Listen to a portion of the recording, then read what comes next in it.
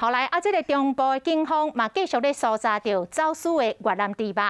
中华移民署就查到一间越南的食品行，有不明的肉品5公斤外，全部查扣送检验。另外，苗栗的警方进前嘛，伫一个越南籍配偶的厝内，敲出着不明的猪肉制品300克。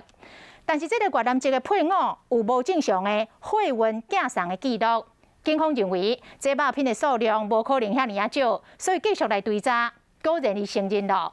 因为惊去互警察来甲抓，所以甲大量的牛肉甲猪肉的制品全部包咧袋咧粪扫袋内底，袋5大袋，拢总提去给粪扫车咯。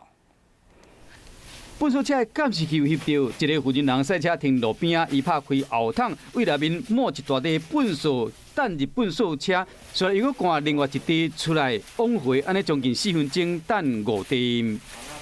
其中第4袋感觉特别重，赶无啥会起来，佮用拖。这个粪扫袋内面底，敢若就是这个负责人走私来的牛肉甲越南猪肉。遭查获人史供述，因看见非洲猪瘟有关新闻，连忙将所有猪肉制品及其他肉类加工品弃置于垃圾车销毁。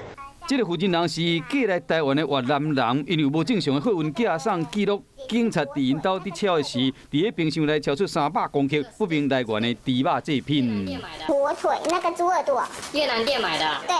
当时警方怀疑讲这个数量伤少，继续追查。这个负责人总算承认讲，知影警察咧抓走私猪肉，才会将这不明的肉品带做5袋，等入粪扫车。粪扫车已经将这不明的肉品倒入焚化炉，拢总烧去啊。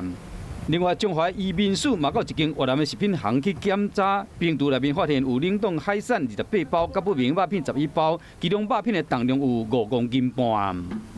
都没有标示。那越南我自己来的。这是越南买的呀。对。这间店已经开4-5年啊，专门伫卖越南的食品。头家讲3-4个月前，才开始请越南的亲人买肉以包裹的方式寄到台湾来。